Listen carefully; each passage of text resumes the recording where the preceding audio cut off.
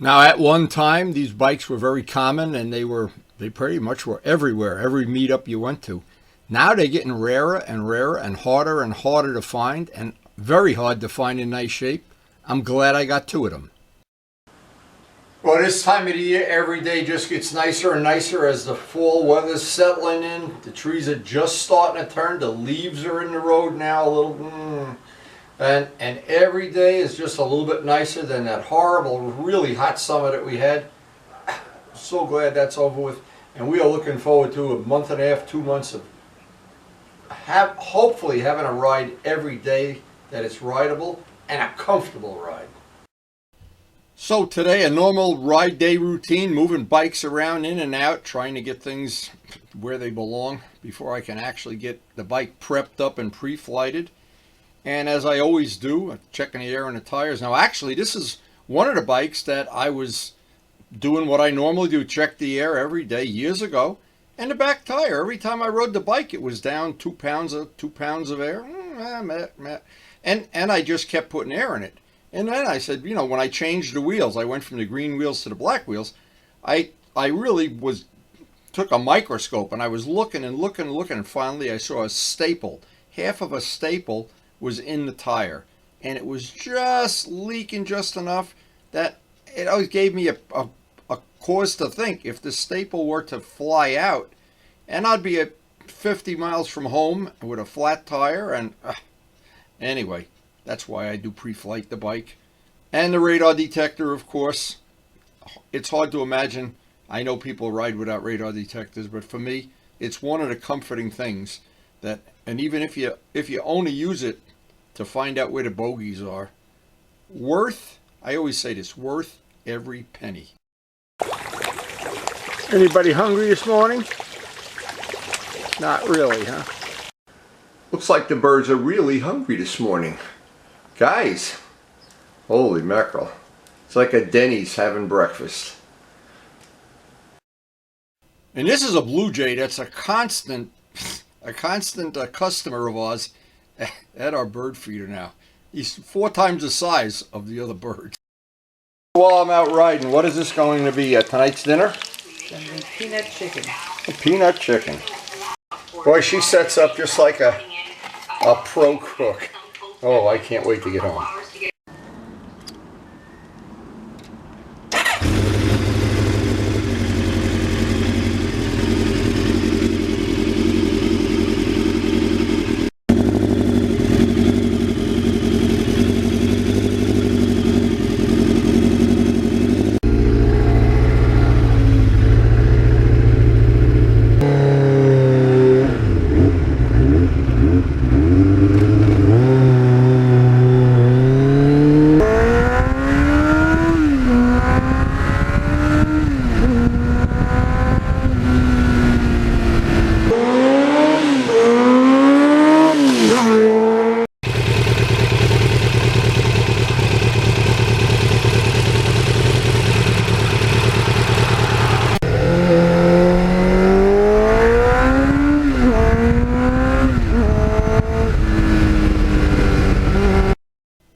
Now, I said in the beginning of the video, I'm glad I had 2 of these. After I had the first one and used it for a track day for 4 or 5 years, I was so happy with it as a track bike, I wanted to get another one for the street.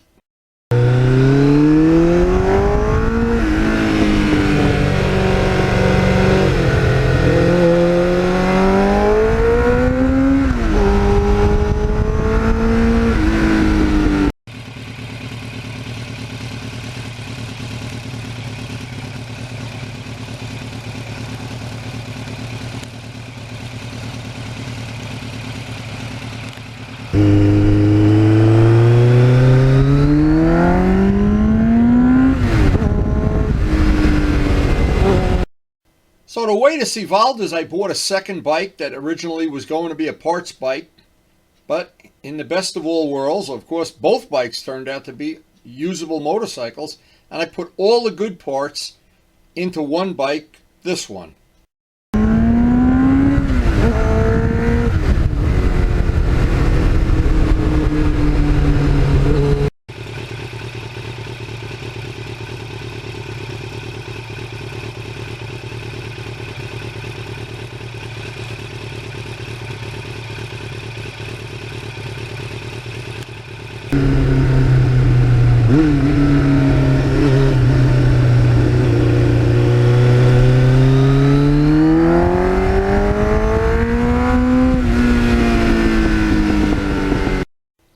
when I put this bike together, I did not put the track day motor in the bike. The track day motor had some work done on it. It was a absolute monster. And I know the second one I got, the motor was more stock and more tractable.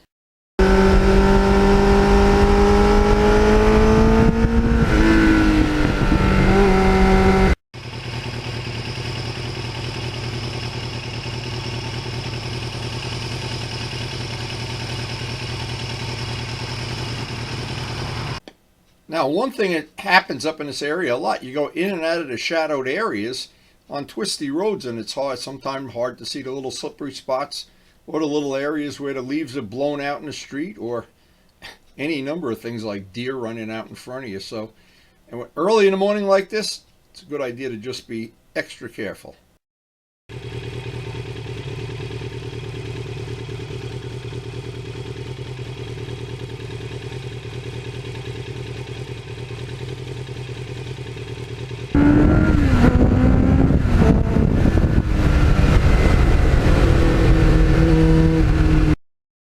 Now, when I set this up for street riding, I of course put street tires on it. I tried 2 or 3 different brands over the course of 36,000 miles, and the ones that I like the best are the Pirelli Sport Demons.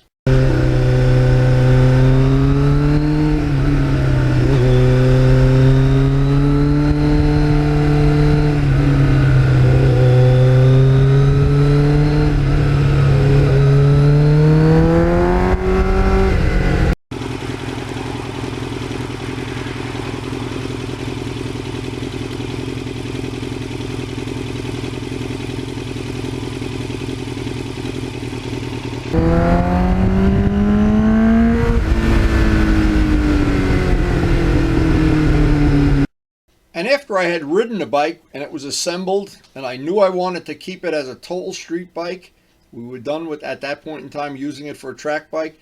I wanted to put bar risers on it that made it a little more comfortable, and I put the stock seat on rather than the one that I was using on track day that had a lot of the foam taken out.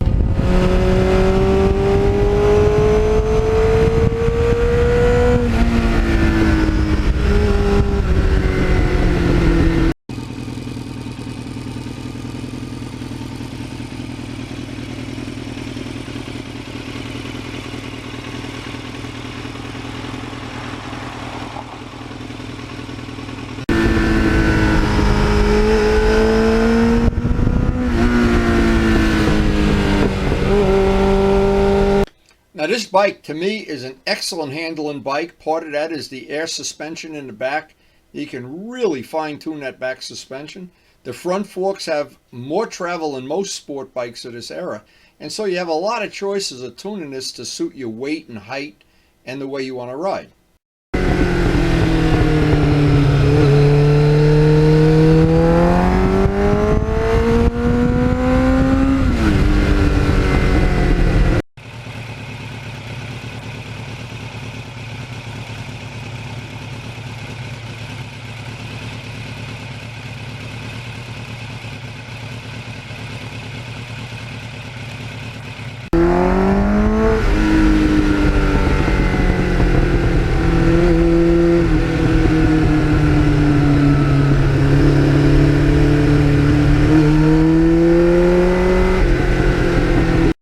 Now, the Sport Demons seem to last between 5,000 and 6,000 miles, and I'm willing to deal with that because I do have 2 sets of wheels, which makes swapping out the tires and wheels and everything a whole lot easier and a whole lot more fun.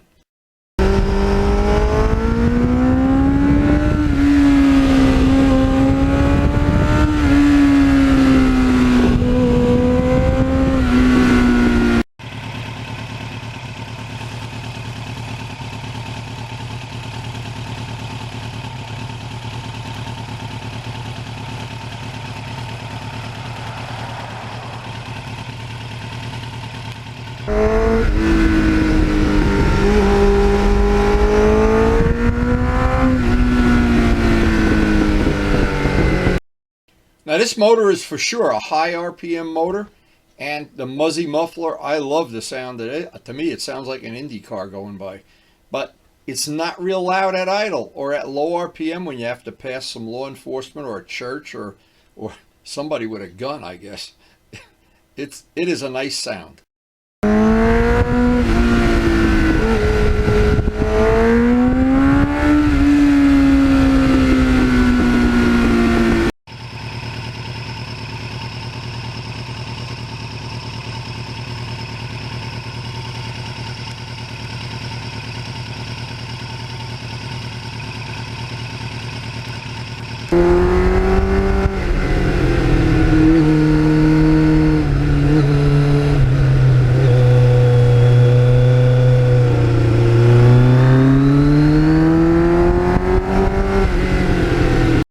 A couple of nice features of the bike. It's real narrow where your knees go, like the MT-09 is. It's not wide. And it's got a comfortable reach to the bars, and I have little risers under them just to make it more comfortable for me, and the seat is good.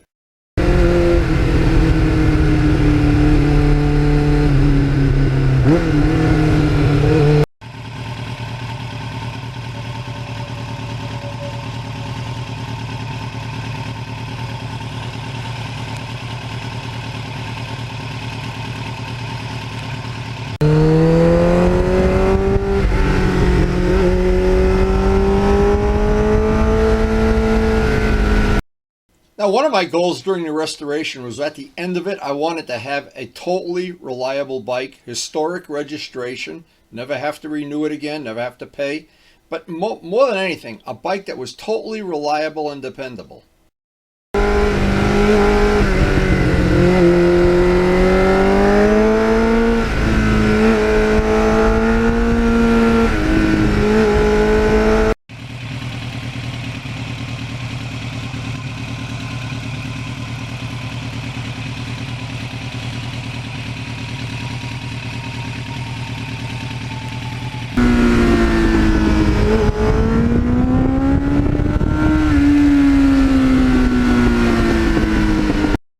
Another goal of the restoration was at the end of it, once the bike is totally reliable, not to leave it parked in the garage or under a cover or under a Christmas tree or anything.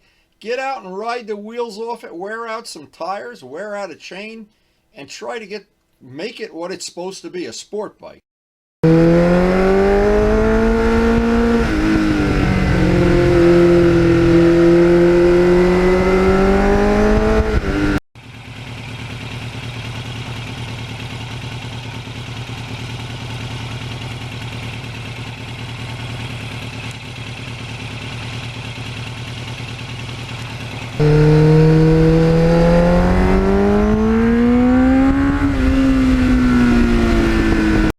Now, another goal I had, I saved all the bodywork from the second one of these that I bought. I have all the bodywork. Was to somewhere down the road make an evil twin, just like I have for the GS Suzuki. And that may be coming this winter.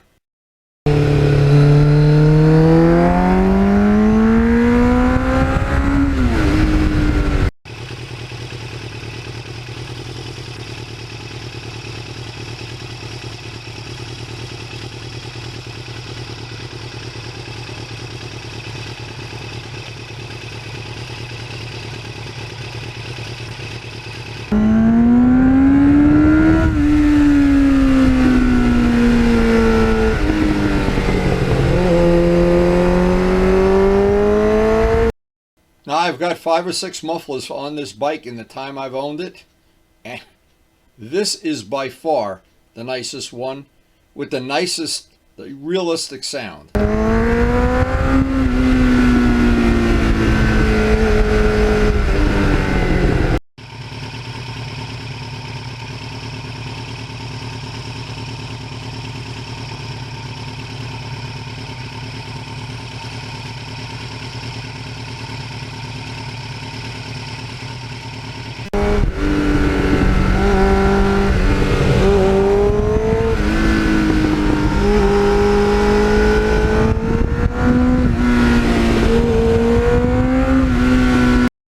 Now, the paint on this is the Camaro green, and I did it as kind of a little spoof. Ken Tyser had just gotten a green, good friend of mine, a green Camaro, and there's a long story behind that. He's still got it, and I thought this would be pretty cool.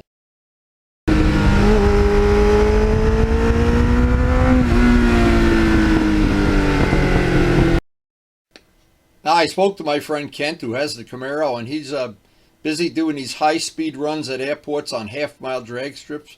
I love the color green. Glad he inspired me to make it this color.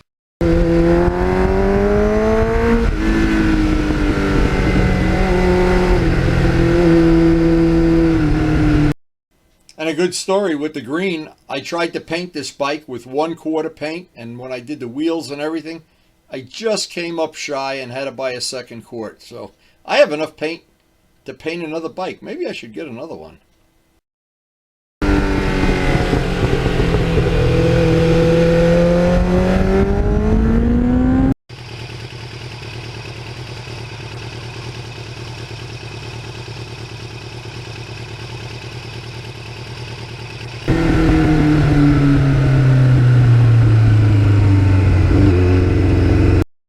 Now the bike has a 16-inch front wheel and lowered forks, and that makes for a very quick handling, quick turn-in bike.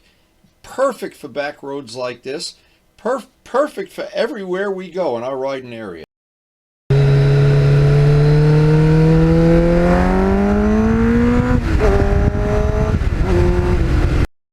And I've looked in vain for a quick shifter kit for this bike, but because it's a historic bike and it's old, I guess they didn't even invent quick shifters back then. I have not found one yet.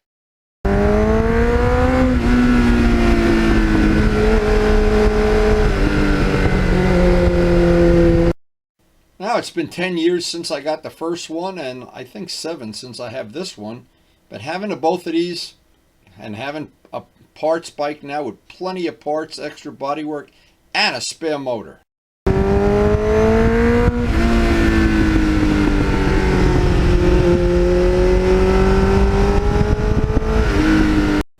Now, much like some of the R6s that I've ridden in my lifetime, they just like to go. They RPM, it loves RPM.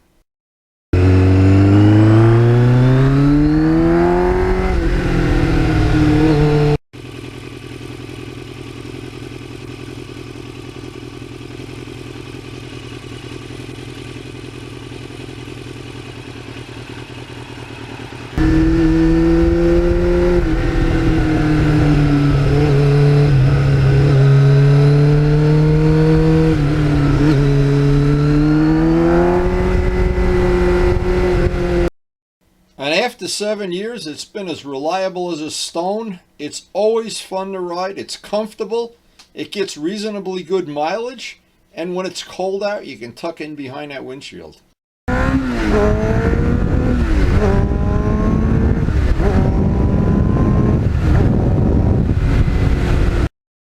And anytime there's no traffic ahead of you, behind you, or on the side of you, it's reason enough to go through the gears. This bike it's like a big 750 RD, and going through the gears, always so much fun.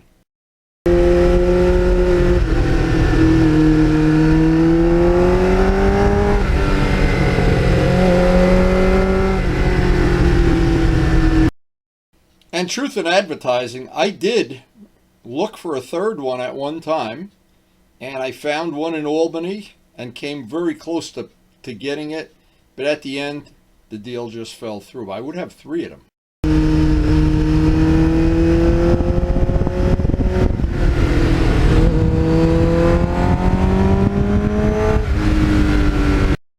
Now, Ray's had one, Luciano's had one. I think Luciano's had more than one, in fact.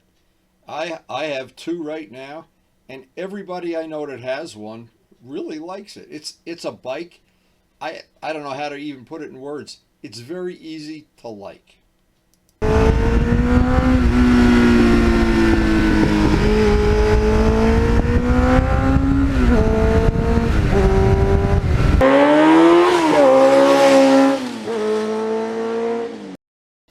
And the whole day just seems to melt away when you're riding this bike.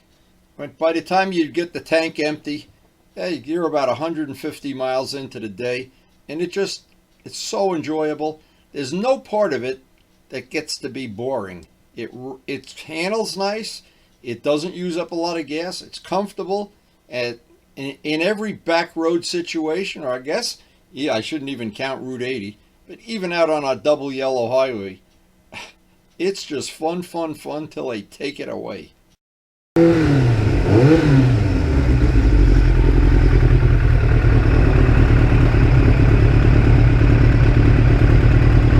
What an absolutely beautiful fall day. It just couldn't be any better. Just beautiful temperature. Just beautiful. So I always count how lucky I am to have the bikes I have in my collection because they seem to suit my needs. And I feel sorry for people that buy a bike and it doesn't suit their needs for whatever reason. I've been very lucky in picking bikes that seem to do what I want them to do, seem to hold their value. They're fun to ride, they're enjoyable, easy to get parts, and when they're historic, I usually have a second bike. Half of my historic bikes, I have a parts bike. And it's a good feeling to go out on a bike when you know you need parts for this bike. The dealer is right in your garage. Having a parts bike, so good, it's unbelievable. And especially the older a bike gets, the more important it is. And we have 4 historic bikes, and we're going to be doing some serious maintenance over the winter time. But for right now, the objective is very simple. Ride every day possible. And it keeps me young. It gives me exercise. I try to post something every day. And I hope you enjoyed the video. Thanks so much for watching.